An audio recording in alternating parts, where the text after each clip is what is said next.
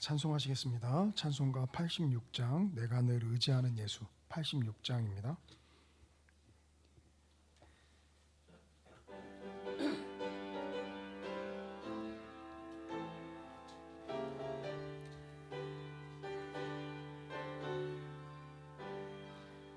내가 늘 의지하는 예수 나의 상처 입은 심령을 불쌍하게 여기사 위로하여 주시니 미쁘신 나의 좋은 친구 내가 의지하는 예수 나의 사모하는 친구 나의 기도 들으사 응답하여 주시니 미쁘신 나의 좋은 친구 주의 손 의지하고 살 때 나를 행할 자가 없도다 주님 나의 마음을 크게 위로하시니 미쁘신 나의 좋은 친구 내가 의지하는 예수 나의 사모하는 친구 나의 기도 들으사 응답하여 주시니 미쁘신 나의 좋은 친구 내가 요단강 건너가며 마음이 두려워서 떨 때도 주가 인도하시니 어찌 두려워하랴 미쁘신 나의 좋은 친구 내가 의지하는 예수 나의 사모하는 친구 나의 기도 들으사 응답하여 주시니 미쁘신 나의 좋은 친구 이웃 천국에 올라가서 모든 성도들과 다 함께 우리들을 구하신 주를 찬양하리라 미쁘신 나의 좋은 친구 내가 의지하는 예수 나의 사모하는 친구 나의 기도 들으사 응답하여 주시니 미쁘신 나의 좋은 친구 아멘. 우리 찬송가 191장 내가 매일 기쁘게 191장 한 장 더 찬송하시겠습니다.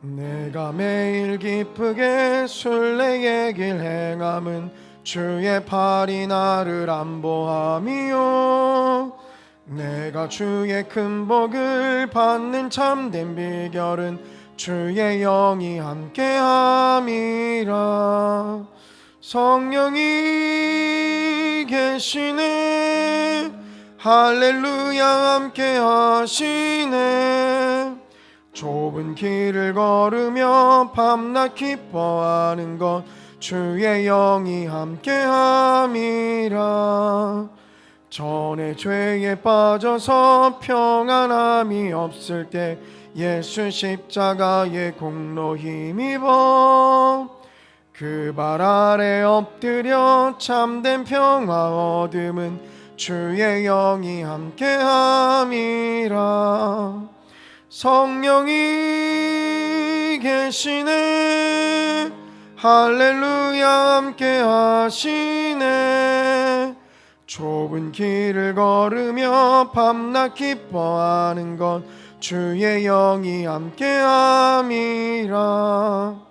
나와 동행하시고 모든 염려하시니 나는 숲의 새와 같이 기쁘다 내가 기쁜 마음으로 주의 뜻을 행함은 주의 영이 함께함이라 성령이 계시네. 할렐루야 함께 하시네. 좁은 길을 걸으며 밤낮 기뻐하는 것 주의 영이 함께함이라. 세상 모든 욕망과 나의 모든 정욕은 십자가에 이미 못을 박았네. 어두운 밤이 지나고 무거운 짐 벗으니 주의 영이 함께함이라.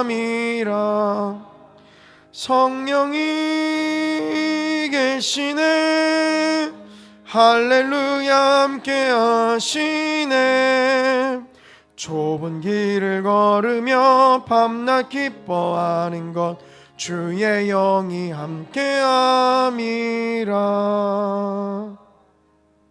아멘.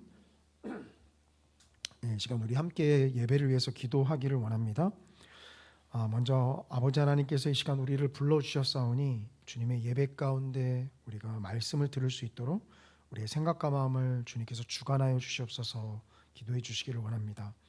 예수님의 십자가의 보혈로서 우리를 덮어주시사 하나님 앞에 온전하게 행동하지 못하였던 그 모든 것들을 이 시간 주님 앞에 낱낱이 토로하오니 아버지 하나님 우리의 죄악을 용서하시고 이 시간 우리의 마음을 만져주셔서 하나님의 말씀을 온전히 들을 수 있도록 우리의 생각과 마음을 준비시켜 주시옵소서 기도해 주시고요. 안식월 중이신 담임 목사님 영육간의 강건함으로 붙잡아 주시고 또 우리 성도님들 가운데 아프신 분들 성도님들께서 기억나시는 대로 함께 기도해 주시기를 원합니다.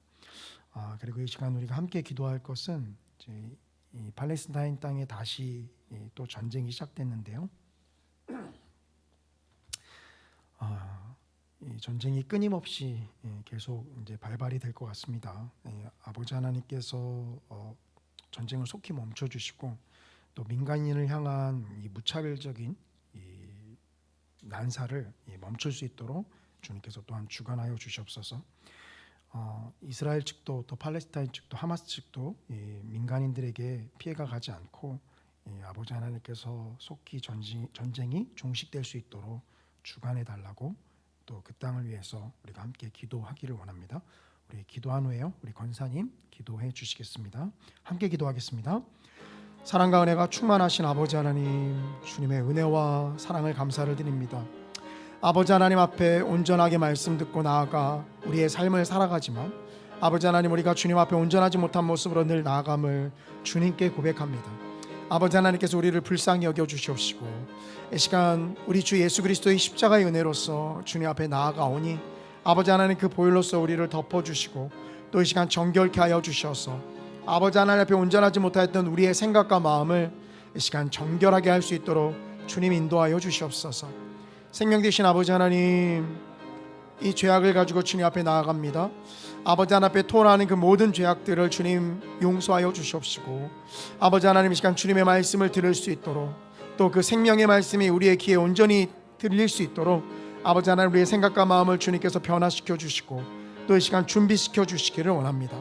아버지 이 예배 가운데 주님 동행하여 주시옵소서. 부족한 자를 세우셨습니다. 아버지 하나님께서 능력으로 함께하여 주시옵시고 말씀 듣는 많은 성도님들이 그 말씀 가운데 온전하게 은혜를 누릴 수 있도록 주님 이끌어 주시옵소서. 생명 되신 주님 안식월 중이신 담임 목사님 영육간의 강건함으로 주님 붙잡아 주시고 아버지 하나님 돌아오시는 그 순간까지 주님께서 충만함으로 채워주셔서 오셔서 생명의 말씀으로 또 능력의 말씀으로 증거할 수 있도록 아버지 하나님께서 이끌어 주시기를 원합니다. 주님 이 팔레스타인 땅에 다시 한번 벌어진 이 전쟁을 주님 아십니다. 아버지 하나님 인간의 이기적인 욕심과 아버지 하나님 그 만행들로 인하여서 아버지 이 전쟁이 발발하였는데 주님께서 속히 전쟁을 멈춰주시기를 원합니다. 아버지 하나님 인간을 향한 무차별적인 폭격이 멈춰질 수 있도록 주님 역사하시고 주님 그 어떤 쪽도 무고한 생명이 희생되는 아버지 하나님 그러한 결과로 나타나지 아니하도록 주여 붙잡아 주시옵소서. 아버지 하나님께서 속히 전쟁을 멈춰 주시어서 다시 한번 그 땅에 온전한 평안과 평화가 임할 수 있도록 주님 이끌어 주시기를 원합니다.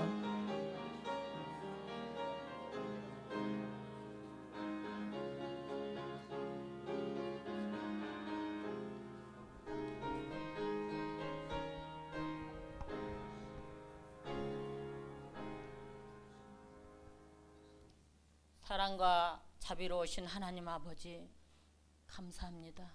아멘. 뜨거운 햇볕과 바람과 비를 주셔서 올가을도 많은 열매를 맺고 꽃이 피는 춥지도 않고 덥지도 않는 아름다운 계절을 주셔서 먹을 수 있고 즐길 수 있고 아름다운 것들로 기쁨을 만끽할 수 있는 날들을 주시니 참으로 감사를 드립니다. 아멘. 모든 것을 뒤돌아보면 감사한 것뿐인데 저희들은 때로는 저희들의 욕심 때문에 불평을 늘어놓고 살아갈 때가 많이 있습니다. 많은 열매도 맺혀드리지도 못하고 형식적인 삶을 살고 있습니다. 말씀을 읽어도 깨닫지 못하고 말씀을 들어도 눈과 귀가 막혀 있습니다. 저희들의 마음의 문을 열게 하시고 저희들의 눈과 귀를 열어 주시옵소서. 남을 용서할 줄도 깨닫지도 못하고 주님께서 저희들을 용서해 주시기를 기대하고 바라고 있습니다. 항상 자기만의 우상을 가지고 자기 몸이 우상이 되어버렸고 나의 아버지 하나님 자녀와 물질이 우상이 되어버렸습니다. 오늘 이 시간 드리는 예배를 기쁘게 받아주시고 저희들의 마음속에 있는 모든 우상들을 제하여 버려주시옵소서. 오늘이라도 주님께서 부르시면 기쁨으로 갈 수 있는 준비하며 살 수 있는 저희들이 되게 하여 주시옵소서. 아멘. 아버지 하나님 오늘 또 세계 방방곡곡에는 아버지 하나님 팔레스타인의 아버지 땅에는 아버지 하나님 전쟁이 아버지 하나님 기습되고 있는 것을 볼 때에 아버지 하나님 민간인들이 아버지 하나님 많은 아버지 하나님 피해를 아버지 하나님 보고 피를 흘리는 걸 아버지 하나님 저희가 들을 때에 아버지 하나님 저희들도 깨어 기도하지 않으면 아니 되겠사오니 아버지 하나님 날마다 주님 앞에 준비하는 그릇 될 수 있도록 우리 주님 함께하여 주시옵소서. 아버지 하나님 저희들 아버지 하나님 오늘 또 아버지의 안일한 삶을 버리게 하여 주시옵소서. 주님의 은혜에 감사함으로 땅끝까지 복음을 전하라고 하셨으니 멀리 가서는 복음을 전하지 못하지만 가까운 내 가족과 친지와 내 이웃에게 저희들 복음 전하며 영적으로 바로 서는 성산교회 모든 성도들 되게 하여 주시옵소서. 사람에게만 잘 보이려고 하는 삶이 아니라 우리 주님 보시기에 아름다운 삶을 살게 하여 주시옵소서. 그래서 어린 영아부에서부터 갈렙에 이르기까지 우리 성산교회에 나오는 모든 성도들이 모두 구원에 이르고 우리 성산교회가 차고 넘치게 하여 아버지 하나님 말씀하지 말에 크고 놀랍고 아버지 하나님여 아버지 하나님 앞에 바로 쓰임받게 하여 주시옵소서. 아버지 하나님 우리 주님 살아 역사하시는 교회 되게 하여 주시옵소서. 우리 이영수 목사님 안식일을 잘 보내고 무사히 돌아오게 하시고 목사님들과 목회 사역을 돕는 모든 사역자분들에게나 숨어 봉사하는 모든 성도들에게나 각 가정들을 우리 성령 하나님 지켜 보호하여 주시옵소서. 아버지 하나님 영적으로나 육적으로 약한 성도들에게 우리 주님 아버지 하나님 오늘 또 찾아가 주시어서 새 힘을 주시옵소서. 오늘 시간도 병석에서 신음하는 성도들 주님께서 만져주시어서 고쳐주시옵소서. 그래서 아버지 하나님 저희들 같이 나와서 주님의 귀한 말씀을 들을 수 있도록 우리 주님 도와주시옵소서. 아버지 직장을 잃고 어찌할 바를 모르는 성도들에게는 그에 합당한 직장을 주시고 사업의 문이 닫혀있는 모든 성도들에게는 너무 지체하지 마시고 확실한 사업의 문을 활짝 열어 주시옵소서. 먼 곳에 타국에 나가서 힘을 다해 복음을 전하는 우봉성, 유월림, 아동 시양 부부들에게 우리 주님께서 자나깨나 함께하여 주시옵소서. 날마다 우리 주님 입술을 아버지 하며 지켜주시고 아버지 듣는 이에게 아버지 하나님 영적인 새로운 삶이 깨어날 수 있는 아버지 그들이 되도록 도와주시옵소서. 아버지 하나님 혼란하고 아버지 혼탁한 우리나라를 불쌍히 여겨 주시어서 유전자들에게 함께 하셔서 서로가 머리를 맞대고 지혜를 짜내 국민을 위한 정치가 되게 하시고 경제가 어수속히 살아나게 하여 주시옵소서. 또한 모든 이단의 세력들을 속히 물리쳐 주시옵소서. 우리 주님 안에서 남과 북의 통일도 주님 어서 속히 주시옵소서. 오늘 시간 조혁필 목사님께서 우리를 위해 준비하신 표적의 의미라는 말씀으로 전해주실 때 우리 주님 함께 하셔서 피곤치 않게 지켜주시고 우리들에게는 큰 눈에 되어 나아가서 실천하며 살게 해주실 줄 믿사옵고 일일이 들어 기도하지 못한 것까지도 낱낱이 구워 살펴주시기를 바라옵고 우리 주 예수님 이름 받들어 기도 올리옵나이다. 아멘.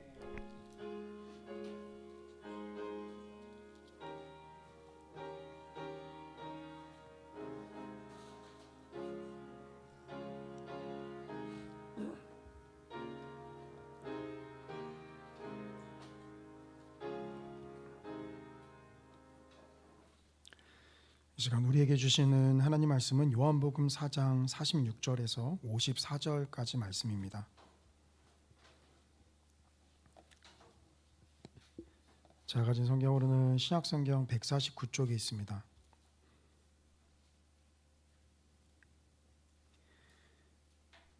요한복음 4장 46절에서 54절까지 제가 봉독하겠습니다. 예수께서 다시 갈릴리 가나에 이르시니 전에 물로 포도주를 만드신 곳이라 왕의 신하가 있어 그의 아들이 가버나움에서 병들었더니 그가 예수께서 유대로부터 갈릴리로 오셨다는 것을 듣고 가서 청하되 내려오셔서 내 아들의 병을 고쳐주소서 하니 그가 거의 죽게 되었습니다. 예수께서 이르시되 너희는 표적과 기사를 보지 못하면 도무지 믿지 아니하리라. 신하가 이르되 주여 내 아이가 죽기 전에 내려오소서. 예수께서 이르시되 가라 내 아들이 살아있다 하시니 그 사람이 예수께서 하신 말씀을 믿고 가더니 내려가는 길에서 그 종들이 오다가 만나서 아이가 살아있다 하거늘 그 낫기 시작한 때를 물은즉 어제 7시에 열기가 떨어졌나이다 하는지라. 그의 아버지가 예수께서 내 아들이 살아있다 말씀하신 그때인 줄 알고 자기와 그 온 집안이 다 믿으니라. 이것은 예수께서 유대에서 갈릴리로 오신 후에 행하신 두 번째 표적이니라. 아멘. 오늘은 우리가 요한복음을 좀 다뤄볼 것이고요. 저번 주에 누가복음이 너무 분량이 많아서 하는 저도 좀 힘들었는데 이 요한복음은 딱 하기 적당한 분량이고 또 너무 세세한 내용을 말씀드렸다가는 조금 집중하기가 좀 힘든 부분인 것 같아서 제가 그렇게 세세하게는 말씀드리지 않고 제가 중점적으로 이야기하고자 하는 부분에 대해서만 조금 세세하게 말씀을 드리겠습니다.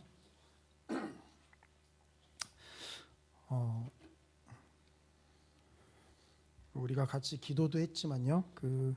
팔레스타인 땅에 또다시 전쟁이 난 소식을 아마 뉴스로 들으실 텐데요. 또 우리 같이 좀 성도님들께서 계속 기도해 주셔서 속히 전쟁이 좀 멈출 수 있도록 하셨으면 좋겠습니다. 제가 전에 꽤 오래 전에 주일날 설교를 했었던 내용인데 이스라엘이 성경에 나온다고 무조건 이스라엘 편 드는 건 아니시죠? 전쟁에서 이스라엘 이겨라 지금 이렇게 혹시 속으로 생각하시는 거 팔레스타인 나쁜 사람들 하면서 그러시면 안 되고요. 뿔뿔이 흩어졌던 유대인들이 그 땅에 다시 이제 들어가서 살고 있던 팔레스타인 사람들을 몰아낸 거죠. 그런데 이제 유엔이 정한 기준에서 훨씬 더 벗어나서 자기들이 더 많은 땅을 차지했고 이제 그러다 보니까 밟으면 꿈틀거리죠 지렁이도.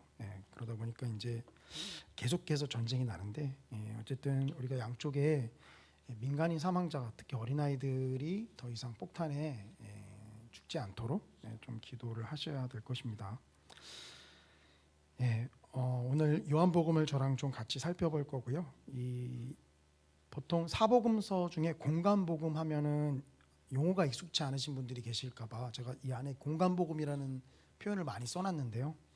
공간복음은 이제 마태, 마가, 누가 요 세 개가 공간복음입니다. 요한복음은 공간복음이 아니에요. 그러니까 제가 이거 요한복음을 설명하다가 공간복음과 다르다라는 표현이 나오면 이제 마태, 마가, 누가를 이야기하는 것이다라고 보시면 돼요. 우리가 마태, 마가, 누가는 마가가 가장 먼저 쓰여졌고 마태랑 누가가 그 마가복음을 참조해서 이제 썼다라고 말씀을 드렸죠. 근데 요한은 즉 꽤 오랜 시간을 살았고요. 그러기 때문에 오랜 시간을 살면서 사람들이 이 하나님께서 예수님께서 가르쳐 주신 진리에서 벗어나서 이 잘못된 가르침으로 나아가는 것까지 요한이 봤습니다. 그러다 보니까 오래 살았으면 어떤 생각이 들까요? 예수님을 따르는 직통 제자로서 살아있는 본인이 책임감을 느끼겠죠. 그러면서 내가 처음부터 본 것을 좀 다시 좀 정리해서 써봐야 되겠다. 물론 요한이 쓸 때는 이미 마태, 마가, 누가 복음서가 있었죠. 하지만 그럼에도 불구하고 요한은 내가 이 지금 잘못되고 어그러진 이단의 길로 빠진 사람들에게 이 복음이 무엇인지에 대해서 다시 한번 써야 되겠다라고 해서 요한복음이 꽤 늦은 시기에 좀 쓰여집니다. 요한이 쓴 신약성경의 책들은 요한복음과 더불어서 요한 1, 2, 3서가 있고요. 그리고 또 하나 뭐죠? 네, 요한계시록. 이렇게는 이제 요한이 썼어요. 그러니까 요한이 오래 살아서 반모섬에 유배되면서 이제 거기서 요한계시록까지 쓴 것이죠. 우리가 그 앞에 복음서를 살펴볼 때 이야기했지만 베드로는 순교를 당했죠. 그래서 요한만큼 오래 살지는 못했습니다. 근데 이제 하나님께서 그때도 말씀드렸지만 이런 모양으로 쓰시는 사람도 있고 또 요한처럼 오래 살아서 하나님의 말씀을 또한 다시 한번 기록하게 하는 사람도 있고 그렇습니다. 그래서 우리가 요한복음을 한번 좀 살펴볼게요. 이 요한복음은 간단하게 단락 구조가 어떻게 되어 있는지를 좀 말씀드리는데 그 전에 이 요한복음에 대한 그 동안에 이제 기독교 역사 가운데 학자들이 좀 재밌는 표현을 많이 해놨어요. 왜냐하면 그 성도님들 요한복음 읽다 보면 쉽다고 느껴지세요? 어렵다고 느껴지세요? 예, 쉽다고 느껴져요. 저도 처음에 이제 쉽다고 느껴져요. 그래서 제가 그 전도사 딱 돼서 처음 설교를 할 때요 본문이 지금도 기억나는데 그러니까 주일날 오후 예배 때 이제 전도사인데도 이제 교회에서 세워 주셔서 요한복음 1장을 가지고 제가 설교를 했습니다. 왜냐하면 쉬우니까. 그래서 지금도 기억나요. 참빛이라는 그 동영상도 있는데 제가 준비하면 다시 들어봤는데 못 듣겠더라고요. 근데 손이 계속 오그라들고 이게 내가 맞나 싶을 정도로 그래서 왜 이렇게 쓸데없는 말을 많이 했는지. 하여튼 참빛이라는 제목으로 제가 처음 설교를 했어요. 근데 표정만큼은 되게 비장하더라고요.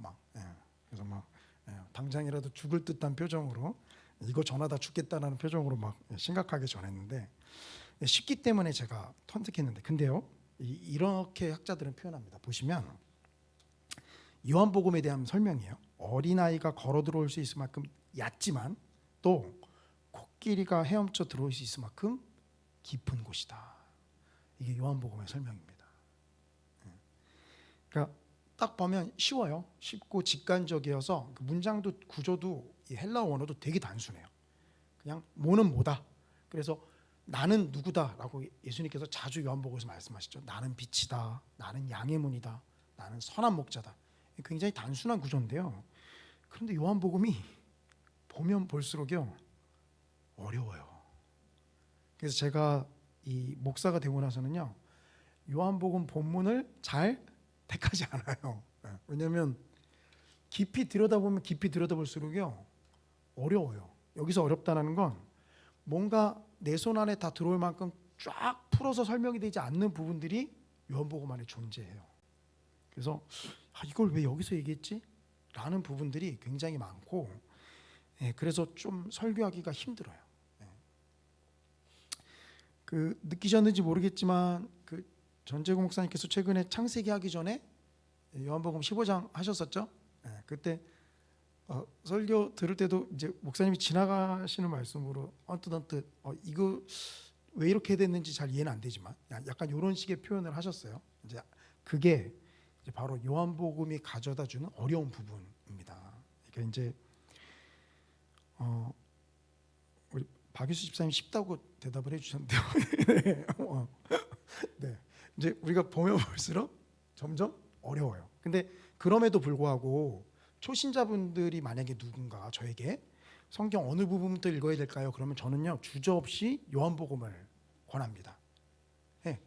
그냥 모르고 처음에 보면은요 직관적으로 딱딱딱딱 이해가 되거든요. 그래서 걱정하지 마세요. 누가 이제 성도님들께 성경에 뭐부터 읽어야 돼요? 뭐가 쉬워요? 그러면요, 요한복음 자신 있게 권하시면 돼요. 우리가 왜 겁 없이 막 덤비면 이게 무서운 줄 모르고 막 덤비잖아요. 우리 셋째가 여기 저기 그 형들을 자기보다 막 이제 형들이 한 4-5살 더 많은데 무서운 줄 모르고 계속 막 이렇게 형들한테 장난을 쳐요 지금 막. 근데 이제 그러다 한번 크게 당해봐야지 이제. 형들이 착해서 이제 다 받아주는데 내가 볼 땐 한번 크게 혼나면 이제 그때서야 이제 깨닫게 되죠. 이 굉장히 쉽기 때문에 이 초신자분들이 읽을 때는 쉽게 이해가 되기 때문에 쉽게 권하시면 됩니다. 근데 이거 말고 또 이제 신학자들이 어떻게 묘사를 해놨냐면 이렇게 묘사했어요. 이제 오리게네스라는 신학자는 복음서가 성경의 첫 열매라면 요한복음은 첫 열매 중에 제가 오타가 났네요. 첫 열매다가 아니라 첫입니다. 첫 오타가 났는데 첫 열매다. 그러니까 첫 열매 중에 첫 열매가 요한복음이다. 그만큼 좋다라는 걸 이야기하는 거죠. 그다음에 클레멘스는 공간복음, 여기 공간복음은 말씀드린 대로 마테마가 누가입니다. 공간복음은 물리적인 관점에서 사물을 다룬다. 요한복음은 영적인 관점에서 썼다. 그러니까 심오하다. 그만큼 그런 것을 이제 클레멘스라는 이제 신학자가 초대교부가 이야기를 한 거고요. 루터는 이렇게 얘기했어요. 요한복음은 다른 책들보다 더 선호되어야 하는데 그 이유는 요한복음이 그리스도를 보여주고 당신이 알아야 할 모든 것을 가르쳐 줄 것이기 때문이다.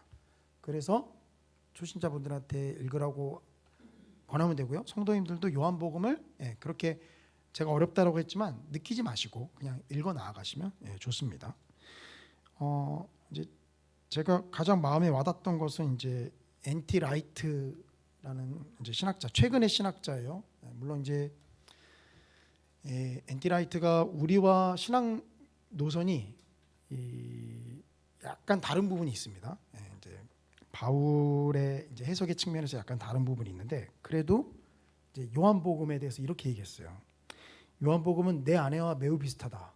나는 그녀를 사랑하지만 그녀를 이해한다고 단언하지 않는다. 무슨 말이죠? 이 요한복음을 오랫동안 접해서 오래 산 아내와 하지만 이해할 수 없는 부분이 있다.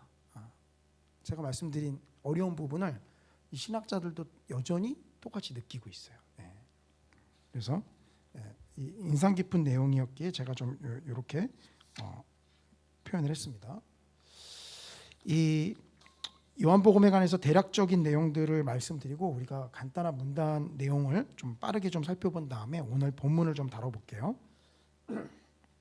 말 그대로 요한복음은 요한이 썼습니다. 근데 요한은 요한복음 안에서 그의 사랑하시는 제자라는 표현으로 나타나고 이름으로 안 나타나요. 그래서 일부러 자신의 이름을 약간 숨겼다라고 볼 수 있고요. 배경은 아까 제가 말씀드렸죠. 유대교 지도자들의 박해를 경험한 만큼 오래 산 요한이 진정한 기독교 형태, 특히 예수의 신성에 관해서 설명하기 위해서 기록한 것이다라는 것이고요. 이 기록을 했을 때는 당연히 목적이 존재하겠죠. 내가 이것을 무슨 목적으로 쓴 것이다. 이 목적은요. 요한복음 20장 30절 31절입니다. 그러니까 요한복음을 읽으실 땐 이거를 기억하시면 좋으세요. 한마디로 뭐죠? 목적은 이걸 읽는 사람들로 하여금 예수님이 하나님의 아들 메시아임을 믿도록 하기 위함이었다라는 거예요. 그래서 그런 목적을 가지고 이 요한복음을 썼습니다. 그렇기 때문에 이 요한복음의 특징은요, 말씀드린 대로 단순하지만 심오합니다. 어린아이가 놀 수 있지만 동시에 코끼리도 들어가서 헤엄칠 수 있을 만큼 단순하지만 심오하고요. 원래 단순하고 심오하다는 말이 같이 쓸 수는 없죠. 그런데 단순하지만 심오합니다. 그리고 철저하게 삼위일체적이에요. 그리고 나와 아버지는 하나다. 내가 가면 아버지께서 성령을 보내주신다. 이제 이런 표현들이 이 요한복음에 자주 나타나죠. 그래서 삼위일체적으로 나타나고 있고요. 이렇게 삼위일체를 강조한 이유는 왜 그럴까요? 말씀드린 대로 이단이 처음에 등장했을 때는요, 삼위일체의 어느 한 축을 무너뜨리고서 시작을 해요. 한마디로 뭐죠? 예수는 그 축을 무너뜨리면 어떻게 되죠? 사람이다 라고 보는 게 하나 있고요. 또 하나는 예수님은 사람일 수가 없다. 하나님이다. 이건 굉장히 열정이 뜨거운 사람들이 고백하지만 틀린 말이죠. 사람인 것과 동시에 하나님이다. 이게 맞는 표현이죠. 그런데 그때 당시에도 신앙에 열성 있는 사람들이 야, 하나님이 어떻게 죽을 수가 있지? 말도 안 돼. 그래서 예수는 하나님이야, 사람은 아니야 라고 표현했지만 틀린 말이에요. 그래서 요한이 그 모든 이단들의 가르침을 반박하기 위해서 철저하게 삼위일체적으로 썼습니다. 그리고 그 주제는요, 영생. 이제 공간복음에서는 하나님의 나라라는 것들이 자주 나타나는데 이 요한에서는 사실 하나님의 나라나 영생이나 똑같은 말이죠. 우리가 하나님 나라 들어가는 게 곧 영생하는 거잖아요. 근데 이 요한복음에서는 영생이라는 표현으로, 영원한 생명이라는 표현으로 나타납니다. 이 공간복음과 중복되는 구체적인 이야기가 거의 없어요. 보시면 이 요한이 일부러 겹쳐지지 않게, 왜냐하면 있는 공간복음은 이미 존재하고 있으니까 그거랑 거의 겹쳐지지 않게끔 좀 썼습니다. 그리고 이따 말씀드리겠지만 7이라는 숫자랑 굉장히 밀접한 연관성을 보입니다. 이 이스라엘 백성들 가운데 7은 완전수예요. 그래서 7개 있으면 다 있는 거예요. 그러니까 7개 있다고 해서 딱 7개만 있는 게 아니라 7개가 있으면 다 있는 겁니다. 왜냐하면 완전수니까. 하나님께서 6일 동안 창조하시고 7일째 어쩌고 하셨죠? 안식하셨죠? 그 완전수입니다. 그래서 7이라는 것은 이따 표적 다룰 때 우리가 좀 한번 살펴볼게요. 이 요한복음의 구조는요, 우리가 가진 리딩 지저스에서도 아주 잘 이제 설명을 해놓고 있어요. 첫 번째 1장 1절부터 18절 서론인데요. 이 서론은 다른 공간복음에서 나타나지 않은 아주 심오합니다. 어떻게 나타나죠? 이건 좀 이따가 제가 그럼 본격적으로 다룰 때 말씀을 드릴게요. 지금 전체적으로 하고, 그다음에 결론은 21장 마지막 장 1절부터 25절까지가 결론이에요. 여기 무슨 내용이 있죠? 여기 그 제자들이 다시 일하러 가는데 예수님께서 찾아오시죠. 제자들을 향해서. 그러면서 너희가 나를 사랑하느냐라고 이야기하면서 내 양을 먹이라, 내 양을 치라라고 하면서 제자들을 보냅니다. 그 중간에는요, 아주 단순한 구조로 되어 있어요. 중간에 본론이 1장 19절부터 12장 50절까지가 표적의 책이라고 볼 수 있어요. 표적의 책이라면 이따 표적에 대한 설명을 해드리겠지만 예수님께서 표적을 통해서 예수님이 메시아임을, 그리스도이심을 보여주십니다. 그리고 13장 1절부터 20장 31절은 영광의 책. 이제 이게 영광의 책이라고 표현하지만 사실 이건 고난의 책이라고도 할 수 있어요. 왜냐하면 예수님께서 십자가 사역을 감당하시거든요. 근데 결국 십자가의 사역을 감당하시는 것은 이제 하나님 보좌 우편에 앉는 영광의 자리에 앉으시는 것이기 때문에 영광의 책이다라고도 표현하기도 하고요. 이제 우리 패션 오브 크라이스트 보셨죠? 거기서 이 패션을 써서 이제 이 열정의 책이다, 뭐 고난의 책이다라고도 표현하기도 합니다. 그래서 요런 구조로 되어 있어요. 물론 이 표적의 책과 영광의 책 안에 또 우리가 이제 몇 가지 단락으로 구분할 수 있지만 어쨌든 요런 구조로 되어 있다라는 걸 좀 생각하시면서 보시면 되세요. 그래서 우리가 각 중요한 부분들을 좀 이제 몇 가지 제가 말씀드리고 이제 오늘 본문을 좀 살펴보도록 하겠습니다. 요한복음 1장 1절부터 18절은 좀 펼쳐주시면서 좀 따라오시는 게 좋고요. 그 1장이 왜 이 공간복음과 다르냐? 그 시작을 어디서부터 시작하기 때문이죠? 바로 태초부터 시작하기 때문이죠. 여기서의 태초는 창세기에서 태초에 하나님이 천지를 창조하시니라, 그 태초보다 시간적으로 앞설까요? 뒤일까요? 네, 앞서죠. 이거 지금 천지를 창조하기 전에요, 태초에 말씀이 하나님과 함께 계셨다라고 표현하기 때문에 그냥 이 말씀은 곧 하나님이다라고 1장 1절에서 표현하는데 왜 어려운 말을 이렇게 쉽게 했을까요? 그냥 태초에 하나님이 계셨다라고 했던가, 태초에 말씀이신 하나님이 계셨다라고 하면 되는데 왜 이렇게 어렵게 했죠? 1장 1절의 풀 텍스트를 보면 태초에 말씀이 계시니라, 이 말씀이 하나님과 함께 계셨으니 이 말씀은 곧 하나님이시니라. 마치 이렇게 얘기하는 것 같아요. 태초에 잘생긴 사람이 조이필 목사와 함께 있었습니다. 이 잘생긴 사람이 조이필 목사와 함께 있었으니 이 잘생긴 사람은 곧 조이필 목사입니다. 벌써 막 예배 시간이라 좀 짜증은 못 내시겠고 좀 그러시죠 표현이? 예.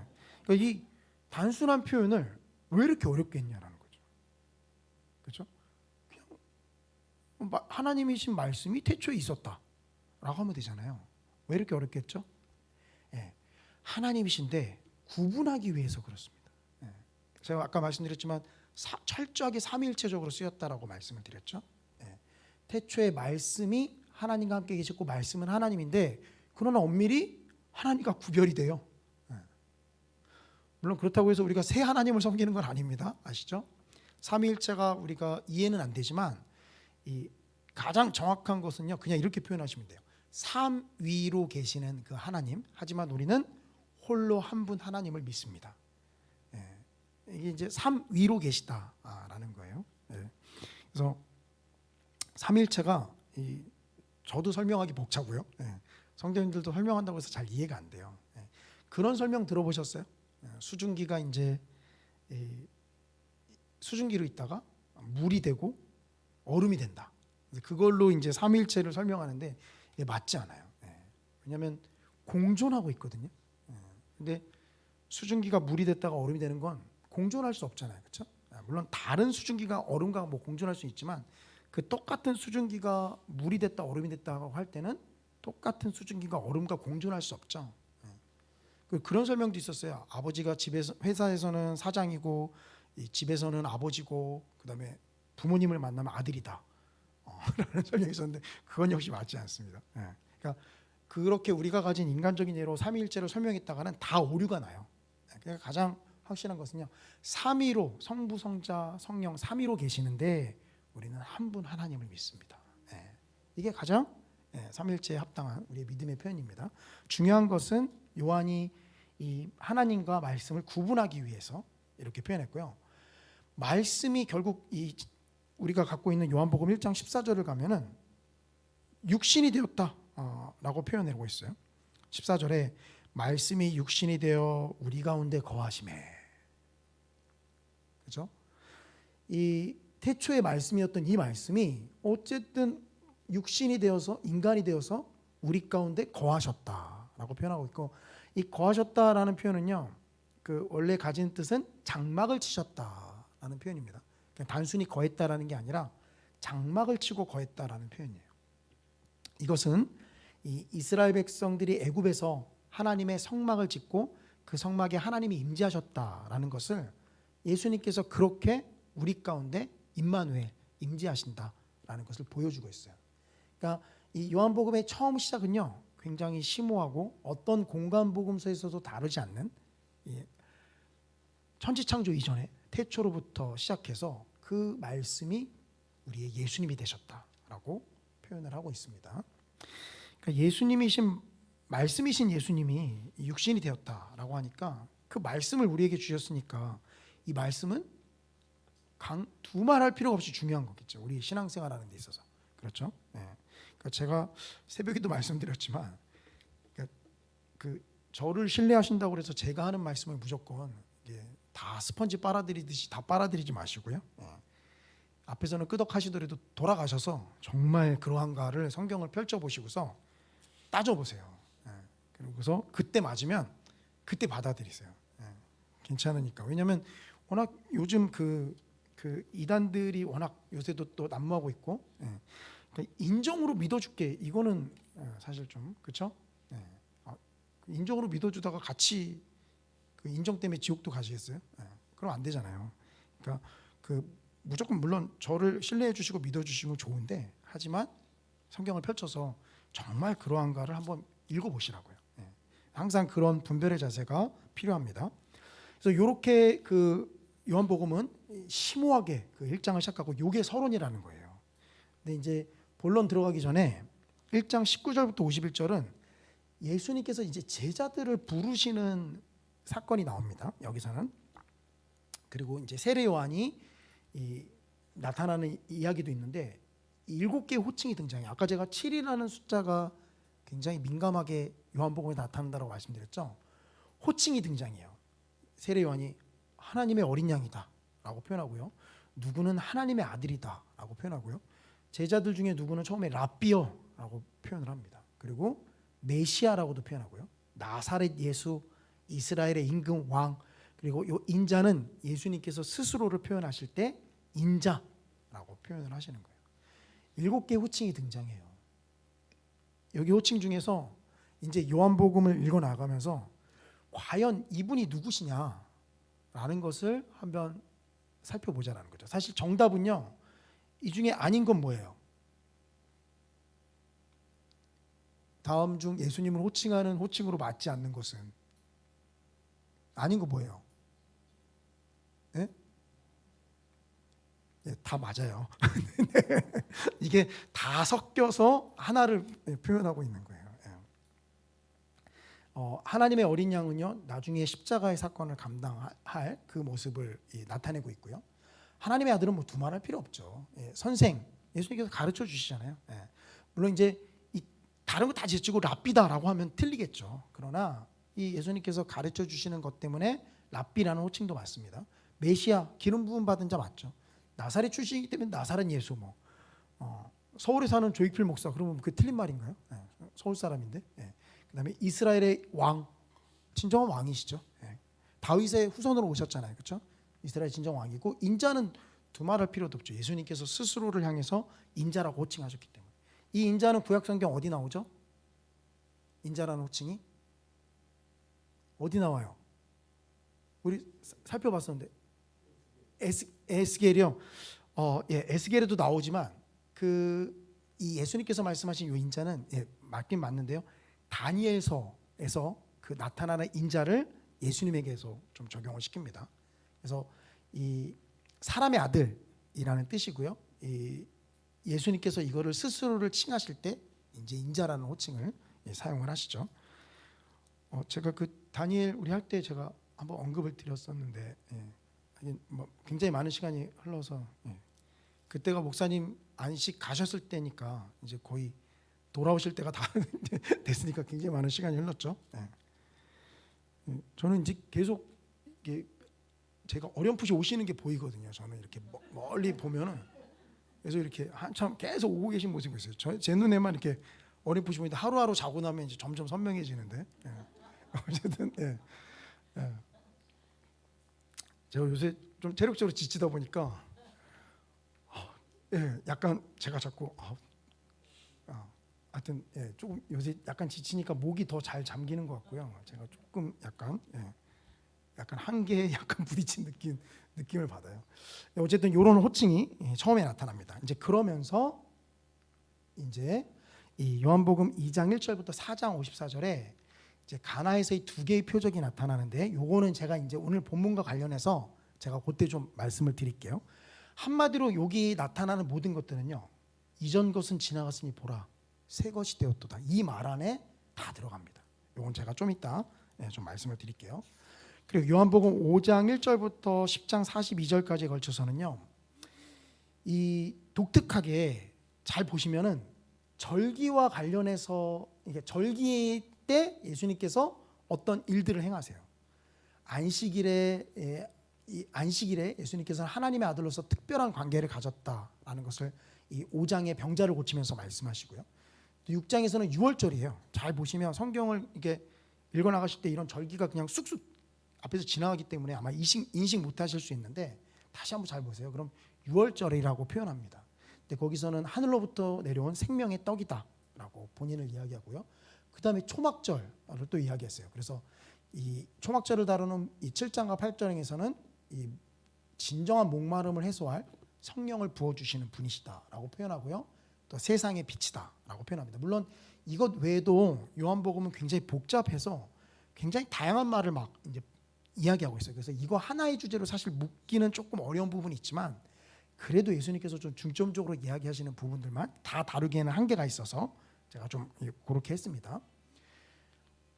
그리고 또 안식일이 나오는데요. 이때는 맹인을 고치세요. 그리고 의미심장한 말씀을 하세요. 보지 못하는 자들은 보게 하고 보는 자들은 맹인이 되려 할 것이다. 이거 우리가 마가복음 할 때 다뤘었죠. 가는 그 길 안에서 두 명의 소경을 앞에서 고치고 뒤에서 고치면서, 그게 뭘 의미한다고 그랬죠? 제자들이 그렇게 눈을 뜨기를 원하신다라고 했죠. 그래서 본다고 생각하는 자들은 예수님 앞에 나가면은 맹인이에요. 보지 못해요. 근데 보지 못하는 자들, 우리가 죄인이고 하나님의 은혜가 없으면 온전하지 못한다라는 사람들은 온전하게 볼 수 있습니다. 눈을 뜨게 하시거든요. 그래서 그걸 또 안식일에 하고 이런 절기 때 행한 것 때문에 이제 유대인들의 반감을 점점 사기 시작해서 뒤로 가면 이제 십자가의 사역을 그들의 이제 몰아세워서 이제 하게 되죠. 수전절 혹시 절기 아세요? 수전절 무슨 날인지? 우리가 이제 유월절, 무교절, 초막절, 칠칠절 뭐 이런 것들은 아마 익숙한데 수전절은 나중에 생긴 절기인데요. 이거는 이제 그 성전을 유대인들이 이제 마카비 시대, 그러니까 구약과 신약 시대 중간에 그 마카비 시대라고 있어요. 이제 그때 성전을 한번 또 뺏깁니다. 근데 그 뺏긴 성전을 다시 되찾으면서 그걸 기념하는 절기예요. 오늘날에는 그 하누카라고 해서 이스라엘 백성들이 자신들의 명절로 삼는 날 가운데 하나예요. 그걸 이제 성경에서는 수전절이다라고 표현하는데 그때도 예수님께서는 나와 아버지는 하나이시다라는 말을 좀 하십니다. 이 요한복음 11장부터 12장을 제가 전반부에 표적의 책이다라는 데 넣었어요. 그런데 이건요, 이제 브릿지 역할을 한다라고 좀 보시면 되세요. 그러니까 어떤 브릿지냐? 여기서 죽은 나사로를 살리신 이 사건이 결국 나중에 가서 뭘 예표하죠? 이게 이제 이후에 13장부터 예수님께서 고난을 당하시면서 죽으셨다가 부활하실 사건을 예표합니다. 그래서 이게 중요한 이거고요. 요한이 일부러 여기에다가 배치를 하고 있어요. 이 죽은 나사로를 예수님께서 살리신 사건. 그러면서 이걸 살리시고 예수님께서 뭐라 말씀하시죠? 자신의 고난 당할 것을 얘기하시는데 인자가 들려야 하리라라는 말을 하시는 거예요. 그래서 이제 구조상 앞에 넣었지만 이 부분은 학자에 따라서 브릿지로 빼놓기도 합니다. 그래서 11장, 12장은 이 표적에서 고난으로 영광으로 이어지는 브릿지, 다리의 역할을 한다라고도 이야기를 해요. 뭐 어쨌든 저는 이제 죽은 나사로를 살리신 게 표적 7개의 표적 가운데 하나로서 다 나타나기 때문에 이걸 좀 이제 표적의 책 가운데 좀 포함하는 게 조금은 더 타당해 보여서 그렇겠습니다만 뭐 중요한 건 아니니까 어느 거를 택하시든 상관은 없습니다. 이렇게 해서 이제 뒷부분으로 넘어가게 되면요, 예수님께서 이제 마찬가지로 이제 예루살렘에 들어가셨을 때는 이제 13장부터는 예루살렘에 들어가시는 거예요. 그래서 유월절 식사를 하시면서 여기서 이제 17장에 이 가르침을 주세요. 그러니까 이 다락방 강화, 왜 마태복음의 산상수훈처럼 다락방 강화로 돼 있는데 그 요한복음의 특징 하나는 뭐냐면요, 이 유월절 식사가 우리가 지금 성찬식을 하는 그 모태가 되잖아요, 그렇죠? 그러면서 다른 공간복음서에서는 성찬식에 대한 뼈대가 되게끔 이것은 너희를 위한 내 살이다, 이것은 너희를 위해서 흘리는 바 나의 피, 언약의 피다라는 말들을 공간복음에서 강조해요. 근데 요한복음은요, 유월절 식사인데 그런 얘기가 전혀 없어요. 왜죠? 성찬식을 폐지하려고 요한이 그런 건가요? 아니요. 공간복음에서 충분히 다루고 있기 때문에 굳이 요한은 그걸 이야기하지 않고 다만 유월절 식사 가운데 예수님께서 가르쳐 주시는 다락방 강화를 이야기합니다. 이것 때문에 이제 다락방 모임이라는 이제 모임을 하는 것도 있고, 다락방을 또 이단들이 써가지고 사실 좀 탐탁지 않게 여기죠. 네, 다락방은 제가 전에도 말씀드린 좀 어린 시절에 제가 숨어 있었던 그런 아지트와 같은 곳이기 때문에 저에게는 정감어린 장소죠. 이 다락방에서 말씀하시는데 그 하실 때 제자들이 발을 씻기세요. 혹시 세족식 그 수련회 같은 데 가서 해보셨나요? 한 번도 안 해보셨어요? 저도 해봤는데 씻겨주는 게 훨씬 나아요, 세족식 할 때. 근데 그거는 이제 무슨 느낌인지 아시죠? 그러니까 우리가 섬긴다라는 느낌보다는 내 발을 내가 생각해도 되게 지저분한데 이거를 누군가가 이렇게 씻겨준다라는 게 저도 적응이 잘 안 되더라고요. 그 뜬금없이 세족식을 목사님 시키셔서 목사님 저 무르샥하는 병균이 제 발에 있는데요, 괜찮을까요? 그러니까 목사님이 괜찮아 하면서 더 막 열심으로 막 닦아주시더라고요. 근데 닦고서 나중에 후회하셨는지 모르겠지만 하여튼 이게 발을 세족식일 때 발을 씻길 때는 열정적으로 할 수 있는데 내 발을 누군가한테 이렇게 씻겨달라고 하는 게 좀 그렇더라고요, 제가 볼 때. 근데 예수님께서는 어쨌든 제자들의 발을 씻기시면서 결국 너희도 서로 사랑하라. 그리고 이 고대근동 지방에서는요, 이 먼지가 많기 때문에 좀만 다니면 발에 먼지가 끼죠. 그래서 이 당시 아랫사람이 윗사람의 발을 씻기는 게 관행이었는데, 우리가 공강복음에서도 살펴봤지만 예수님께서 이 세상적인 가치관들을 다 뒤집으십니다. 그래서 직접 이렇게 발을 씻기면서 너희도 서로 사랑하라 얘기하시고, 여기서 다시 인자가 들려야 한다라는 얘기를 해주세요. 이 17장에서 길게 예수님께서 기도까지 하시죠. 그러면서 이제 이 안에서 다락방강에서 배신당할 것까지 말씀하시고요. 그다음에 동시에 우리를 향해서 뭐라고 얘기하냐면, 세상이 예수님을 미워한 것처럼 우리들도 뭐래요? 진정한 예수님의 제자면 세상이 너희들도 미워할 것이다 라고 말씀하십니다. 물론 우리는 잘 구분해야 돼요. 우리의 실수로 미움을 받는 것인지. 근데 가끔 우리는 이제 우리가 인격적으로 부족해서 미움을 받는데, 그것마저 다 어떻게 포장하죠? 내가 예수님의 진정한 제자이기 때문에 이 미움을 받는다라고 좀 포장을 하는데, 이제 그러지 않은 경우들이 많아요. 그러니까 그럴 때 잘 구분하셔야 되고, 진정 예수님을 따른다라면 세상이 우리를 미워할 것을 두려워해서는 안 됩니다. 근데 그렇다고 해서 예수님께서 우리를 그냥 알아서 세상이 미워하더라도 알아서 살아남아라 라고 하시느냐? 그러지 않아요. 성령, 진리의 영을 너희 가운데 보내주시겠다라고 말씀을 하십니다. 홀로 버려두지 않고 진리의 영을 보내주고, 이 진리의 영은요, 부연 설명을 계속하는데 예수님께서 우리에게 하신 말씀을 생각나게 하세요. 깨닫게 하시고 생각나게 하십니다. 그리고 세상을 향해서 증언하고 세상을 책망케 하세요. 물론 우리가 그렇다고 해서 이걸 보고서 너무 또 예수님 안 믿는 사람들을 향해서 막 책망의 말을 쏟아내면 이거 역시 우리가 지혜로운 행동이 아니에요. 성경이 이렇게 얘기했다고 해서 성령님이 책망하시는 거지, 우리는 어떻게 할 필요가 있죠? 좀 순화시켜서 좋은 말로 할 필요가 있습니다. 그리고 때로는 말로만 하는 책망이 아니라 우리가 먼저 솔선수범으로 모범을 보이는 모습이 오히려 훨씬 더 좋은 모습일 수가 있어요. 특히 아이들한테는 특히 더 그렇죠. 그래서 그렇게 증언하고 세상을 책망하는 거. 그 아내랑 말다툼을 이게 평소 그냥 안 하고 그냥 단순하게 얘기하는데, 그게 아이들한테는 언성이 살짝 높아지면 다툼하는 것처럼 좀 보이나 봐요. 그래서 나는 분명히 화를 안 냈는데 아이들이 아빠 왜 화났냐고 자꾸 대화를 했을 뿐인데 왜 화가 났냐고 아이들이 물어봐서 좀 더 조심해야 되겠다라는 생각을 합니다. 그러니까 가끔 제가 목사고 그래서 제가 그런 병이 있는 것 같아요. 아내가 이제 저번 주도 제가 이제 막내가 밥을 잘 안 먹었다고 이제 유튜브로 아기상어를 틀어줬다는 거예요. 그래서 내가 그러면 안 된다. 아니 왜 교회에서 애를 유튜브를 틀어주냐고. 근데 그 생각에는 제가 무슨 생각이 있었냐면, 솔직하게 말씀드려요.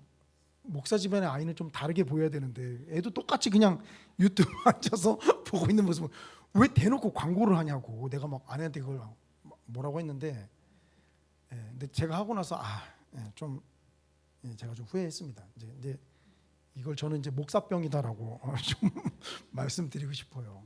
그래서 이제 물론 이제 제가 아이들하고 신앙 갔을 때는 이제 틀어주진 않아요. 근데 우리 아이들이 그렇다고 해서 안 보는 건 아닙니다. 보긴 봐요. 그리고 우리 막내는 아기상어 매니아예요. 아기상어 매니아. 정말 그 재미없는데 왜 이렇게 그 아기상어를 이렇게 좋아하는지 저는 이해가 안 되지만 매니아예요, 매니아. 그래서 그거 틀어줬다 끄면 난리가 나. 그래서 제가 잘 안 틀어주는데, 어쨌든 세상을 책망한다라고 해서 우리가 그렇게 무분별하게 우리가 그렇게 할 필요는 없습니다. 그래서 이렇게 나타나고 있고요. 그다음에 이제 이후에 우리가 이 요한복음 18장부터 20장 31절까지에서는 당연히 예수님의 죽음과 그다음에 부활하심, 그리고 다른 복음서와는 다르게 갈등과 폭력이 굉장히 뚜렷하게 부각이 돼요. 이제 우리가 앞으로 이 부분 읽어보실 때 한번 봐보세요. 갈등과 폭력이 굉장히 뚜렷하게 부각이 됩니다. 그리고 나서 제가 맺은 말은 이제 굳이 만들지는 않았지만, 아까 말씀드린 대로 제자들을 다시 부활하시고 찾아오셔서 그들이 실패자인 것 같지만, 그러나 예수님께서 다시 한번 그들을 내 양을 먹이라라고 하면서 그들을 보내시는 이 모습이 나오죠. 요한복음을 누군가가 만약에 그 세 가지로 중요한 구절을 저에게 이제 말해달라라고 한다면요, 저는 이렇게 좀 표현하고 싶어요. 요한복음 1장 1절 아까 우리가 살펴봤죠. 태초에 말씀이 계시니라 이 말씀이 하나님과 함께 계셨으니 이 말씀은 곧 하나님이시니라. 예. 그리고 그것과 더불어서 쭉 넘어가셨다가 요한복음 14장 6절 이건 내가 곧 길이요 진리요 생명이니 나로 말미암지 않고는 아버지께로 올 자가 없느니라. 예. 그리고 맨 마지막은 뭘까요? 바로 아까 우리가 살펴본 이 요한복음의 목적 요한복음 20장 30절부터 31절 이 글을 읽는 독자들이 믿도록 하기 위함이다 라는 요거 요한복음 20장 30절부터 31절 요 세 개의 구절이 제일 중요하다라고 생각합니다. 사실 이 흐름에 따라서 요한이 이 글을 쓰고 있고요. 그리고 이거를 듣는 사람들은 이렇게 예수님을 믿도록 하기 위함이죠. 이 저의 그 청년부 때 그 제 담당 목사님은 아니셨고 그냥 청년부 안에 이제 목사가 그 제가 섬기던 사나이 교회에서 이 목사가 지금 정확하게 기억이 안 나는데 왜냐면 강도사랑 전도사도 있어가지고요 그때. 근데 그래도 8, 9분 됐던 것 같아요. 청년부 교육자인데 저는 이제 청년부 교육자들하고는 제가 다 친했었는데 우리 담당 교육자뿐만이 아니어도 그리고 이제 그 중에는 저와 이제 동갑이었던 교육자도 있었습니다. 근데 이제 그분이 그 이번에 그 아시죠? 분당 우리 교회에서 그 분당 우리 교회 안에 부목사 15명 그리고 외부 목사 14명에서 29명 분리개척 한 거 아마 말씀 들으신 분들 아마 아실 텐데 그 분리개척 할 때 그때 한 교회로 이제 분리개척을 했어요. 이제 김단일 목사님이시라고. 근데 그 교회 이름이 제가 왜 말씀드리냐면 커맨씨 교회예요. 이게 무슨 말이냐면 와서 보라. 이 요한복음에 있는 거. 예수님께서 제자를 부르실 때 그 제자들을 향해서 와서 보라. 요한복음이 지금 아까 제가 세 구절 말씀드렸지만 이게 결국 뭘 얘기하는 거죠? 우리를 부르시는 거예요. 똑같이 와서 보라. 와서 보라는 거죠. 그래서 그 제자들이 부활하셨을 때 예수님이 제자들이 만져보길 원하죠. 못자국 난 손을 만져보길 원하고 그 상처를 만져보길 원해요. 진짜인지 보려고요. 근데 예수님 책망 안 하세요. 만져보라고 흔쾌히 하십니다. 근데 그러고 와서 뭐 말씀하시죠? 이후에 만져보지도 않고 믿는 자는 복되다. 그 누구한테 얘기하는 거예요? 우리요. 네. 우리가 그 좀 한번 만져보면 우리의 믿음이 더할 것 같은데 더 복되대요. 그걸 만지지 않고 믿는 자는 더 복되다. 그러니까 우리한테 얘기하는 거예요. 그러니까 이 요한복음은 그대로 끝이 아니라 제자들을 보내시면서 여전히 이 요한복음을 읽는 사람들을 믿음의 반응을 불러일으키길 원하는데 한마디로 와서 보라라는 거죠. 그래서 그 김다희 목사님도 아마 그 말씀에 굉장히 은혜를 받아서 교회 이름을 Come and See 교회라고 영어 잘 모르는 사람들은 약간 소외될 수도 있는데 와서 보라라는 것으로 이제 했습니다. 그 한동안 그 중국 가셨다가 이렇게 돌아오시면서 약간 그 사역지가 잡히지 않아서 방황의 시기도 많이 겪으셨었는데 그래도 좀 잘 되셔서 너무 좋아요. 저랑 직접적인 친구는 아니지만 제 친구의 동창이어서 그래서 좀 알고 저희 아내 그 제자반 목사님은 아니셨고 저희 아내가 사역했던 또 이제 담당 목사님이셔서 그래서 또 잘 알고 있습니다. 어쨌든 우리가 오늘 본문 관련해서 좀 한번 살펴봤으면 좋겠는데요.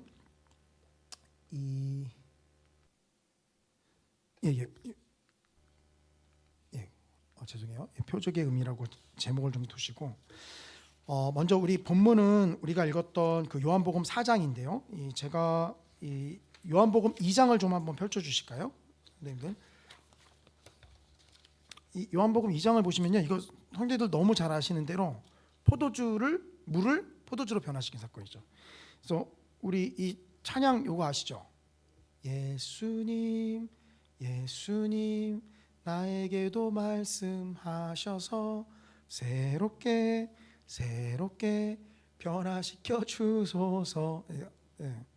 그 주일학교에서 자주 부르는 노래. 그래서 물을 포도주로 변화시킨 이 이적, 이 중요한 것은 왜 이게 이적이라고도 하고 표적이라고도 하는데 왜 표적을 보여주셨는가 하는 부분이에요. 이 물이 포도주로 변한 사건, 요 2장, 이 요한복음 2장 이 11절을 보시면 뭐라고 표현하냐면 예수께서 이 첫 표적을 갈릴리 가나에서 행하여 그의 영광을 나타내심에 제자들이 그를 믿으니라. 첫 표적이라고 분명히 얘기합니다. 두 번째 표적은 우리가 아까 본문 읽었던 요한복음 4장 이 46절부터 54절까지 나타나는 이적이에요. 54절에 뭐라 얘기하죠? 이것은 예수께서 유대에서 갈릴리로 오신 후에 행하신 두 번째 표적이니라. 그러니까 첫 번째 표적이 물을 포도주로 변화시킨 거였고요. 두 번째가 이 신하의 아들을 고친, 왕의 신하의 아들을 고친 이 표적입니다. 중요한 것은 예수님께서 이 표적을 보이시면서 능력이 많음을 단순히 나타내시게끔 함이 아니에요. 예수님이 누구신가를 분명히 볼 수 있게끔 이야기한 거죠. 그 리딩 지저스 책을 읽어보셨는지 모르겠는데 거기에 보면 아주 좋은 비유가 나타나요. 표지판을 이야기하면서 우리가 어떤 여행의 목적지를 갈 때 표지판 앞에 서서 거기서 기념사진 찍고 돌아오진 않는다라는 거죠. 그 표지판이 가리키는 곳으로 나아가죠. 그런데 표적 자체에다만 큰 의미를 부여하면요, 딱 뭐냐면 표지판 여기 있네 하면서 그 표지판에서 사진 찍고 V해서 셀카 찍은 다음에 자, 다 했다, 돌아가자 라고 하면서 집에 가는 거예요. 근데 진정한 표지판의 역할은 그게 아니죠. 표지판은 우리의 목적지를 가리킵니다. 표적은요, 딱 표지판의 역할이에요. 그러니까 우리가 표적과 이적이 나타나면 거기에 막 열광하죠. 제가 그 주일날 복음장님들 할 때도 말씀드렸지만 오래되긴 했지만 한국 교회 안에 집회를 하고 나면 이가 금으로 바뀐다. 들어보셨어요? 예전에? 아니면 하늘에서 이렇게 금가루 쏟아진다 라고 해가지고 그 집회에 가서 막 손다 사람들 다 막 금가루 쏟아지게끔 금리빨 바뀐다 라고. 정말 누가 막 와서 막 금리빨 바뀌었다고 그래요. 제가 현혹돼서 간 건 아니고요. 얼마나 가관인가라는 걸 따져보기 위해서 저는 갔습니다. 저는 다 의심의 눈치를 보거든요. 금리빨 했대요. 근데 그걸 누가 알아요? 금리빨 해놓은 건지 그 전에. 아니면 제가 복음장님들한테도 말씀드리지만 원래 칫솔질을 잘 안 해서 누러신 건지 그걸 우리가 어떻게 합니까? 그리고 손에 금가루 떨어졌는데 도대체 나는 보이지도 않는데 그 뭘 떨어졌다고 하는지. 그렇게 하면요 아무 메시지도 없어요. 그냥 그럼 그 금이라도 그렇게 바뀌면 다 뽑아가지고 한국 교회라도 다 일일이 나눠주면서 도와주던가요. 그런 것도 없이 그냥 맹목적으로 이런 이적이 나타났다. 이런 거는요 보실 필요가 없어요. 왜냐하면 목적이 없어요. 표지판만 보여주는 거예요. 계속해서. 여기 표지판이라고. 근데 표지판의 역할은요 이걸 통해서 과연 이 이적을 행하시는 분이 누구시냐라는 걸 보여주는 거죠. 그러니까 예수님께서 그것 때문에 이적을 행하시는 것이 마치 제자들한테 봤냐? 내가 능력이 이 정도야. 따라와. 군말하지 말고 나만 따라와. 나만 따라오면 포도주는 굶어 죽지 않게끔 내가 먹게 해줄게. 물만 있으면 돼. 이러시나요? 아니에요. 근데 우리가 표적과 이적에 열광하면 딱 그 모습을 쫓아가는 거예요. 그러니까 표적과 이적을 보여주시는 것은요 그 실체를 가리키기 위함이고, 그러면 표적과 이적 나타나지 않아도 상관이 있어요, 없어요? 없어요. 이거 제가 여기서 막 이렇게 손 뻗으면서 다 병이 다 이렇게 막 나으셔야만 됩니까? 그런 능력도 없지만 그러면 아마 우리 교회에 오지 말라고 번호편 안 나눠줄 거예요. 미어 터질걸요. 사람들 다 병 고치러 온다고 번호편 안 나눠줘야 돼요. 더 이상 오지 마십시오 하면서. 그게 아니라는 거죠. 자, 그러면 이게 두 번째 표적이다. 그러면 요한복음 읽으면서 세 번째 표적, 네 번째 표적 찾으셨어요 혹시? 제가 아까 7이라는 숫자와 요한복음은 관련돼 있다고 말씀드렸잖아요. 그러면 두 번째 표적까지 나왔으면 이거 상식적으로 몇 번째 표적까지 나타날까요? 7번째. 지금 수요일까지 읽고 오시면서 몇 번째 표적 표시된 거 찾아보셨어요? 성도님들께서 성경을 속으로 읽은 게 아니라 지금 속으로 자책하셨죠. 아, 내가 너무 대충 읽었구나. 그게 아니라요. 두 번째 표적까지만 표시를 딱 하고요. 요한이 표시를 안 해요. 왜죠? 그 우리가 가진 리딩 지저스에도 표적이 나와 있지만 이제 그 7가지의 표적은요. 일단 물을 포도주로 만드신 게 첫 번째고요. 그다음에 두 번째 왕의 신하의 아들을 고친 거 이게 두 번째입니다. 근데 그 다음부터는요. 이게 세 번째다라고 말 안 해요. 근데 어떤 게 세 번째냐면 바로 5장의 중풍병자를 고치신 사건, 그리고 6장에 5천 명을 먹이신 사건, 이게 네 번째고요. 그다음에 9장에 가서 눈먼 자를 고치신 사건, 그리고 아까 제가 말씀드렸죠. 브릿지 역할을 하는 죽은 나사로를 살린 사건, 이거 여섯 번째예요. 자, 일곱 번째는 뭘까요? 일곱 번째 표적은 예수님께서 죽으시고 부활하신 사건. 왜 일곱 번째예요? 근데 학자에 따라서는 예수님의 그 죽으시고 부활하신 걸 빼놓고 이 6장에 보시면 5천 명을 먹인 사건 이후에 무리를 걸으시는 또 이적이 나와요. 근데 그거를 7개 하나로 끼워 넣는 사람들도 있습니다. 그러고 그 7개를 보여주고 난 다음에 예수님께서 십자가에 죽으시고 살아나신 사건이 정말 큰 표적과 이적이다라고 말하는 사람도 있는데 어쨌든 요한이 직접 이게 두 번째, 세 번째 말한 게 아니기 때문에 마치 우리로 하여금 찾게끔 만들었기 때문에 이제 중요하진 않지만 어쨌든 이 표적들이 결국 뭘 가리키고 있다라는 거죠. 방금 말씀드린 것대로 예수님께서 죽으시고 사신 이 사건, 이 궁극적인 사건을 가리키고 나아가고 있다라는 거예요. 그러니까 자꾸 뭐 이상한데 이적이 나타난다. 그거 다니셔야겠어요, 안 다니셔야겠어요? 누가 자꾸 여기 막 뭐가 나타난데 그러도 굳이 왜 쫓아다니실 필요가 없으세요. 그게 우리랑 무슨 상관인데요? 나타나면 나타나나 보죠. 뭐 이상한 표적이 나타나고 막 없던 새가 나타나고 막 그래도요 놀라실 필요 없어요. 없던 새 나타나는 거 보고 싶으면 마술사들 보면 돼요. 그거 왜 그런 데 가서 우리가 그런 걸 자꾸 이단들이 벌써 우리의 교묘한 그 이적과 표적에 우리의 마음이 현혹되기 쉬운 교묘한 심리로 자꾸 끄는 거예요. 그 요즘도 있지만 유튜브 보시면 막 이렇게 귀신 쫓아낸다 하면서 이게 막 공중을 막 치면 막 상대방이 막 자지러지고 막 그런 게 있어요. 그 진짜일까요? 아니면 가짜일까요? 저도 모르겠습니다만 그 짜고 할 수 충분히 있잖아요. 집사님 저한테 장풍 한번 쏴보세요. 그 장풍에 맞춰서 제가 이럴 수 있죠. 집사님 제가 순식간에 능력자로 만들어질 수가 있어요. 그런데 현혹될 필요가 없고요. 말씀드렸죠. 예수님께서 표적과 이적을 보여주신 것은 그 표적 자체로 능력이 뛰어남을 한 번도 말씀하신 적이 없어요. 오히려 자중시킵니다. 대중을.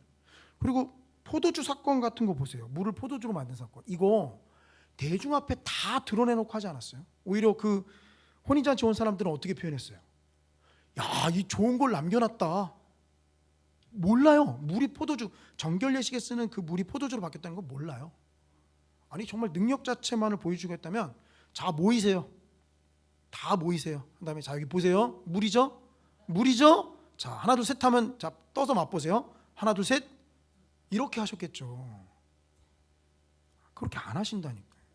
그러니까 벌써 다르잖아요. 그리고 사람들을 막 불러 모아서 그걸 하는 벌써 예수님이 보이신 모습과 다르잖아요. 그리고 본인이 때가 되지 않았을 때는 드러내지 말라라고 오히려 자중을 시킵니다. 그리고 사람들이 많이 따르면 산속으로 가세요.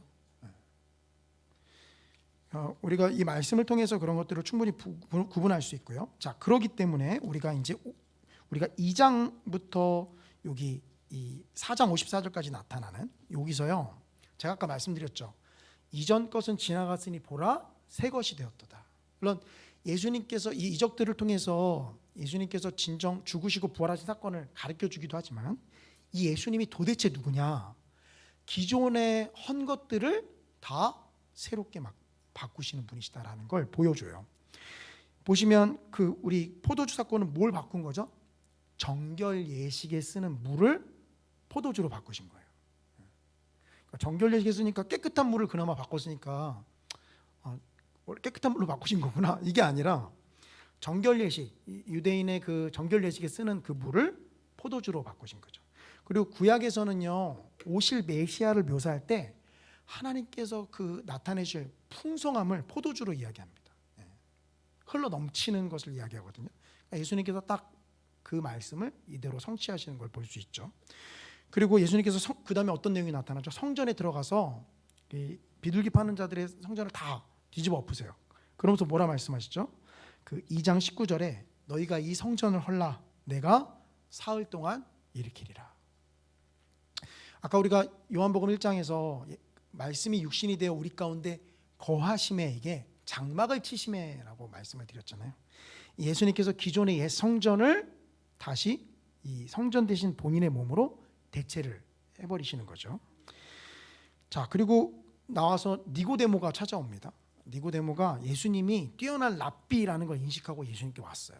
그런데 예수님께서 뭐라 말씀하세요? 그 깨달음이, 물론 깨달음도 중요하지만 그 깨달음이 중요한 게 아니라 예수님께서는 중생, 다시 태어난, 성령으로 다시 태어나는 게 중요하다. 그 자가 하나님 나라를 볼 수 있다. 랍비로 대표되는 이 바리새인들은 깨달음, 말씀에 대한 깨달음을 이야기했다면 예수님께서는 그걸 뭐라고 말씀하신 거예요? 성령의 새롭게 하심, 다시 태어남을 통해서 새롭게 돼야 된다라고 말씀을 하시는 거고요. 그 4장으로 넘어가면 야곱의 우물이 나오죠. 이 야곱의 우물 또한 뭘로 바뀌죠? 예수님께서는 내 배에서 생수의 강이 흘러넘치리라. 그래서 그 물을 마시는 자는 이 우물을 다시 떠오는 마시는 사람처럼 목마르지 않는다라고 야곱의 우물을 대체해 버립니다. 야곱이 우리가 이제 성경에 봤기 때문에 야곱을 무시하는데 이스라엘 백성들에게 야곱은 자신들의 뛰어난 조상 중에 한 명이죠. 그래서 그 야곱이 판 우물에서 물을 마셨다라는 것은 자신들의 조상들로 인해서 갈증이 해소되는, 그러나 그 갈증은 영원히 해소되는 게 아니라 목마르면 다시 마셔야 되는, 그러나 우리 예수님은 어떻다라는 거죠? 그러지 않은, 다시 목마르지 않는다라는 것을 이야기합니다. 그리고 그 사마리아 여인과의 대화에서 사마리아 여인이 그러죠. 당신들은, 즉 유대인들은 예루살렘에서 제사를 드려야 된다고 하고 우리 조상들은 이 그리심산에서 제사를 드려야 된다고 하는데 도대체 뭐가 맞습니까? 사마리아 여인이 물어보잖아요. 예수께서 뭐라고 그러죠? 이것도 아니고 저것도 아닌 예배를 드리는 자는 영과 진리로 예배할지니라. 그러니까 벌써 여기까지 두 번째 표적까지 사이에, 첫 번째 표적과 두 번째 표적까지 사이에 이 두 개의 표적의 장치로서 묶어놓은 건 뭐냐면요, 과거의 것들이 예수님을 통해서 어떻게 된다는 거예요? 다 새롭게 바뀐다라는 거죠. 그렇죠? 우리는 그것을 한마디로 표현하면 새 생명이다라고 할 수 있어요. 영생하도록 하는 새 생명. 우리가 그리스도를 믿음으로 말미암아 뭘 받은 거죠? 그 새 생명을 받은 거예요. 우리 예수님이 이런 분이시다라는 거죠. 그러니까 예수님이 이런 분이시다라는 것을 그냥 내팽개치고 표적과 이적만을 쫓아가는 건 사실 바른 모습이 아니고요. 예수님께서는 표적 자체를 위해서 표적을 보여주신 게 아니라 바로 예수님께서는 이런 분이시다, 영생하도록 영생을 주시는 분이시다라는 걸 보여주기 위해서 보여주신 거죠, 표적과 이적을. 왜냐하면 구약에서 말씀하신 그 말씀들을 성취하고 이루시기 위해서이죠. 단순히 그냥 뛰어난 능력만을 보여주기 위해서 그런 게 아니다라는 것입니다. 그러니 이 영생을 소유한 우리는요, 어떤 자세를 취해야 되죠? 예수님께서 요한복음 21장에서 제자들을 어떻게 하셨어요? 내 양을 먹이라, 내 양을 치라 라고 말씀하신 것처럼 이 말씀을 통해서 예수님이 이 영생을 주시는 분이시고 하나님의 아들이심을 믿는 사람들은 또한 어떤 모습으로 나아가야 되죠? 제자들을 보내신 거랑 동일하게 우리 또한 나아가야 된다라는 거죠. 그러니까 요한복음은 이렇게 볼 수 있어요. 시작도 태초기 때문에 시작이 없어요. 영원 전부터 시작을 했죠. 끝은요? 끝 있어요, 없어요? 없어요. 정말 끝날 때는요, 예수님이 다시 오실 때입니다. 근데 그 이후에는 우리가 어떤 삶을 살아가야 되죠? 요한복음 21장에 우리에게 말씀하시고 당부하신 그 말씀을 살아가는 거예요. 왜죠? 예수님께서 이 말씀을 통해서 그리스도이심을 우리가 믿게끔 하셨으니까 그 믿음의 고백을 하는 사람들은 제자들이 걸어간 길처럼 우리 똑같이 걸어가야 하는 거죠. 물론 그 가운데서는 베드로처럼 쓰임 받는 사람도 있고 요한처럼 쓰임 받는 사람도 있습니다. 그 어떤 형태건 전에도 말씀드렸지만 다른 사람 거를 부러워할 필요가 없어요. 각 사람의 분량에 맞게끔 하나님께서 맡겨주신 것, 그것을 하나님께서 맡겨주셨다라고 한다면 그걸 가지고 나아가야 되죠. 이 세상에 존재하는 모든 목사들이 다 대형교회만 목회해야 됩니까? 그러지 않죠. 그러나 우리가 가진 기질 안에서는 비록 대형교회가 아니더라도 잠재적인 대형교회 기질을 다 가지고 있어요. 근데 저에게도 없는 게 아니에요. 있어요. 기회만 주어진다면 하고 싶은 게 있죠. 그러나 이 예수님께서 원하시는 모습은 천편일률적으로 다 부르신 모든 목사가 다 대형교회를 하려고 하는 게 아닙니다. 각 사람의 그 필요에 맞게끔 하나님께서 부르시고 또 하나님께서 쓰시고자 하시는 것이 따로 있는 것이죠. 성도님들을 향해서도 마찬가지입니다. 능력과 달란트가 다 다르기 때문에 하나님께서 우리를 부르셨다라고 한다면 그거에 맞게끔 하나님께서 분명히 우리를 보내시는 곳이 있고 또 우리의 능력을 사용하게끔 원하시는 곳이 있죠. 거기에 맞춰서 나아가시는 거예요. 제가 복음토에서는 몇 군데 말씀을 드렸는데 한 가지만 말씀드리고 마칠게요. 제가 그 5년 전에 우리 교회 이제 목사님하고 인터뷰하고 3일만 기도해 보겠습니다. 라고 하고서 이제 아내랑 기도하면서 사실 하루 만에 결정을 했어요. 왜냐하면 저는 더 이상 갈 데가 없다라고 생각을 했거든요. 그 전에 홍제동에 있는 한 교회가 됐어요. 사실 훨씬 일찍 전에 이제 거기가 이제 됐는데 합격됐다라고 해서 이제 사역을 이제 기존 교회 마무리를 하고 있는 과정에서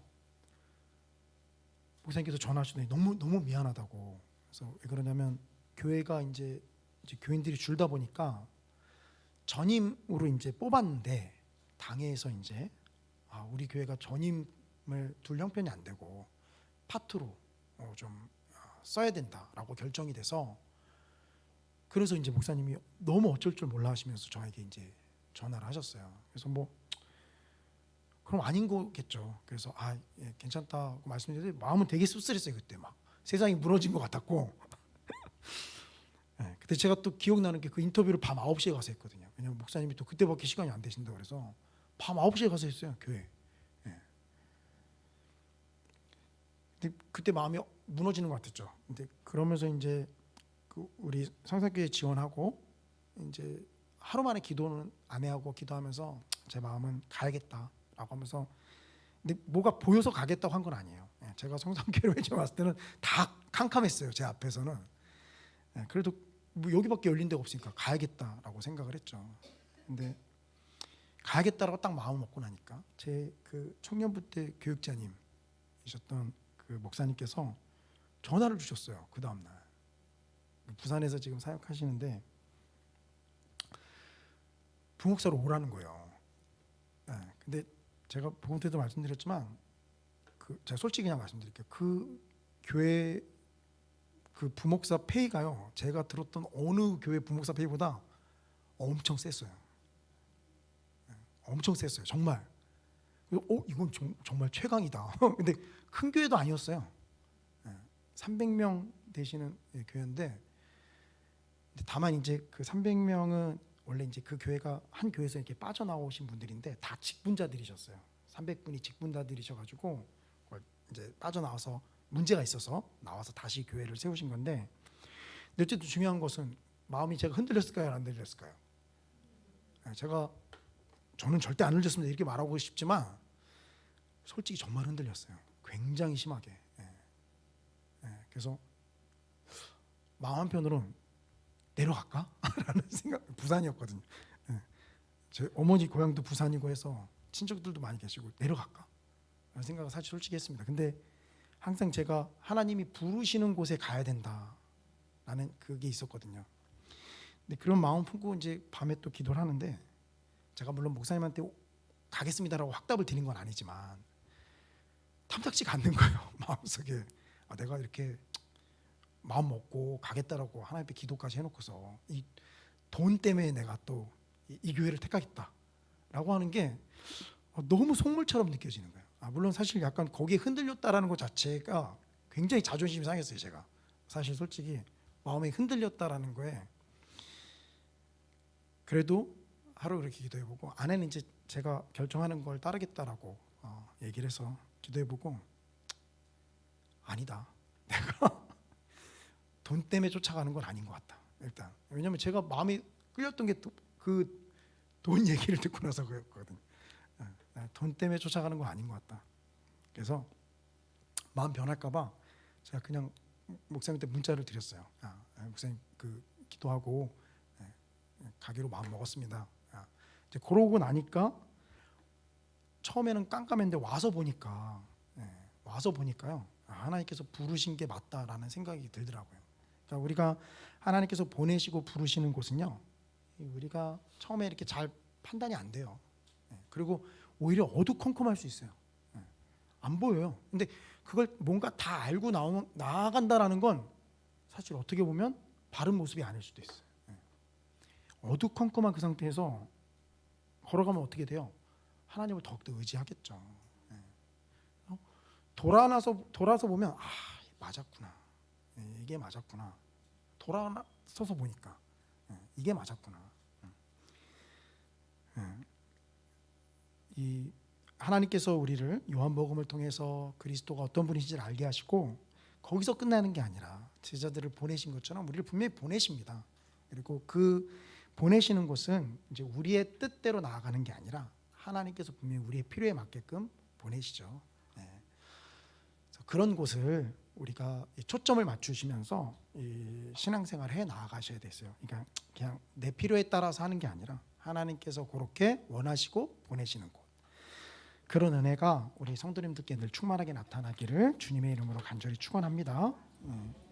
제가 기도하겠습니다.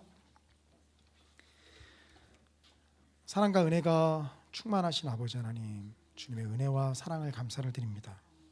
아버지 하나님께서 우리를 이 말씀을 통하여서 그리스도가 어떤 분이신지를 깨닫게 하시고 또 믿게 하시고 또 거기서 그치는 것이 아니라 제자들을 보내신 것처럼 하나님의 양무리를 치도록 우리를 보내심을 또한 믿음의 눈으로 바라봅니다. 세상적 관점과 기준이 아닌 하나님께서 우리를 보내시는 또 주님의 뜻에 우리가 온전히 맞추며 나아가는 자들 될 수 있도록 아버지 하나님 인도하여 주시옵소서. 감사하며 모든 말씀 우리 주 예수님의 이름으로 기도합니다. 아멘. 96장 찬송하시겠습니다.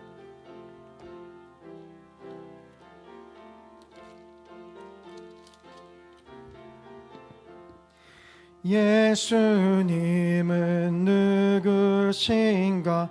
우는 자의 위로와 없는 자의 풍성이며 천한 자의 높음과 잡힌 자의 노임되고 우리 기쁨 되시네.